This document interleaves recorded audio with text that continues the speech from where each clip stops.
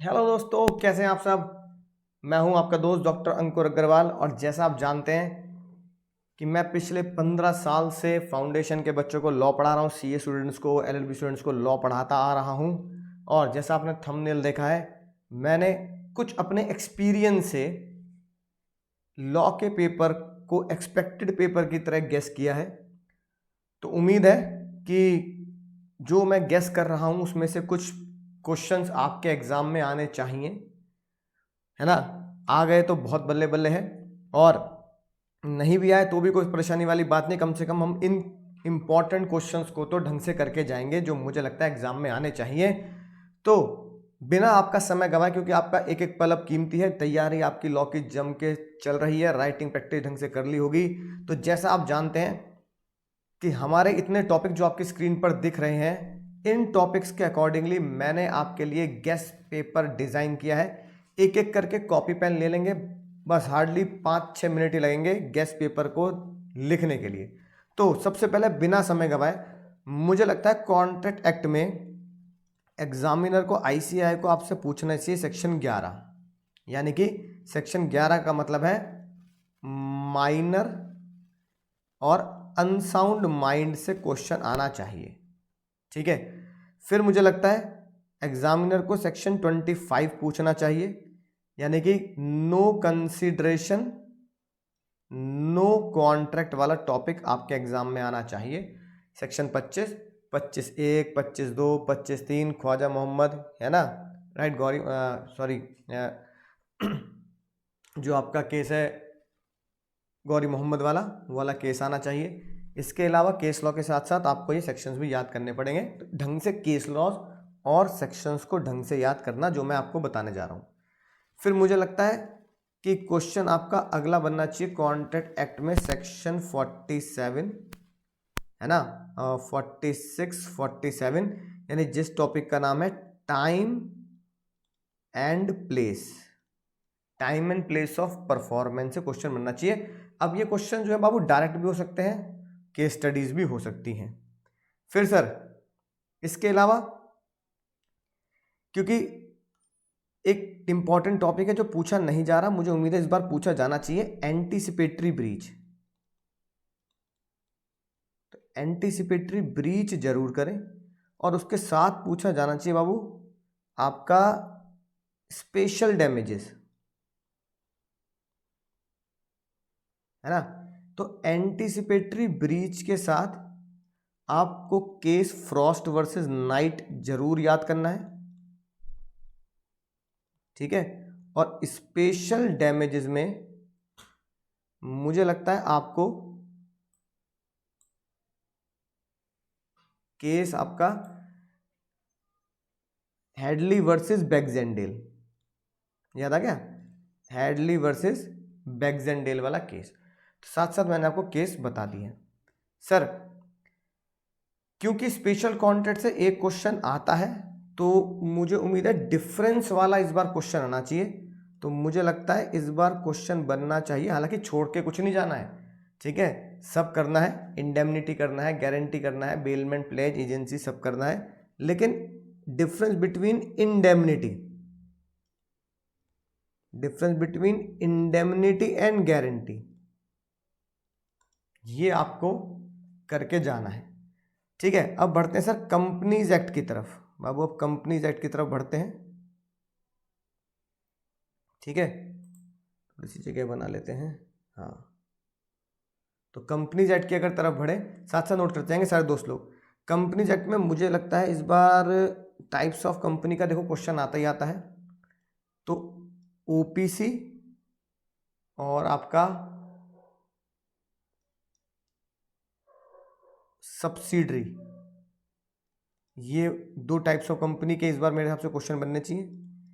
Plus आपका बनना चाहिए इंडोर मैनेजमेंट से क्वेश्चन, इंडोर मैनेजमेंट यानी सेक्शन 399 प्लस टर्कुएंट रूल यानी रॉयल ब्रिटिश बैंक वाला केस।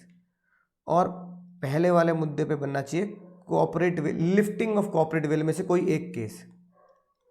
लिफ्ट के 5 केस पड़े थे ना, लिफ्ट का पूरा करके जाना, कोई एक केस जरूर आना चाहिए, चाहे वो दिनशो मानिक जी हो, चाहे वो आपका डैमलर कंपनी वाला केस हो, चाहे वो एरियल वाला केस हो, कोई भी 5 केस जिसका चीट कोड ही मैंने आपको बताया था कोर्ट, इस कोर्ट जो 5 केस थे इनमें से एक केस जरूर आना चाहिए केस स्टडी तौर पर। सर नोट कर लिया। अब आते हैं सर टीपा पर।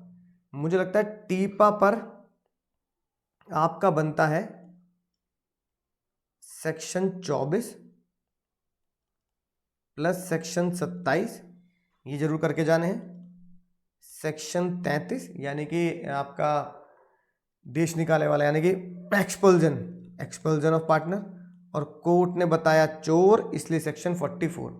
तो ये 4 तो जरूर करके जाएं, है ना, ये 4 तो आपको जरूर जरूर जरूर करके ही जाने हैं, ठीक है।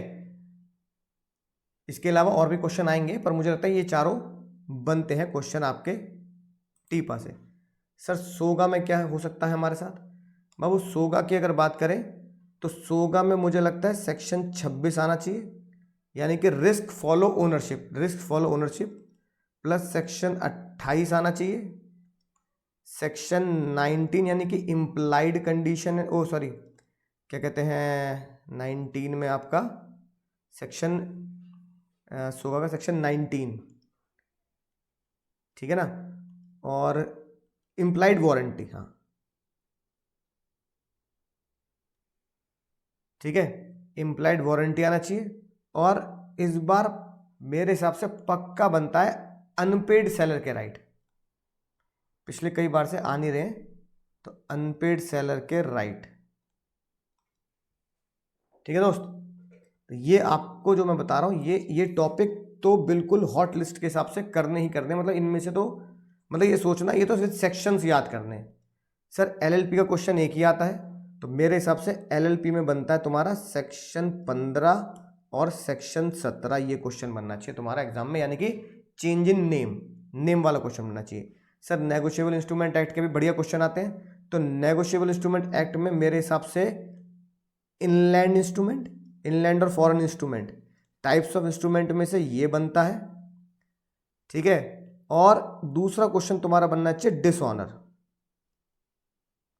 डिसऑनर ऑफ इंस्ट्रूमेंट, कि चेक अगर डिसऑनर हो गया है तो उसके ऊपर क्या लॉज लगते हैं। ये इनक्विट इंस्ट्रूमेंट अभी आ गया था और सेक्शन 117 भी आ गया, तो मेरे हिसाब से ये क्योंकि 6 नंबर में आएगा तो है ना, ये तो मतलब बनना ही बनना चाहिए, 10-12 नंबर में आएगा, ठीक है। इनको तो ये टॉपिक तो करके जाने, टाइप्स ऑफ इंस्ट्रूमेंट में इनलैंड इंस्ट्रूमेंट करके ही जाना है और डिसऑनर चेक करके जाना है। हाँ एक चीज और है ना,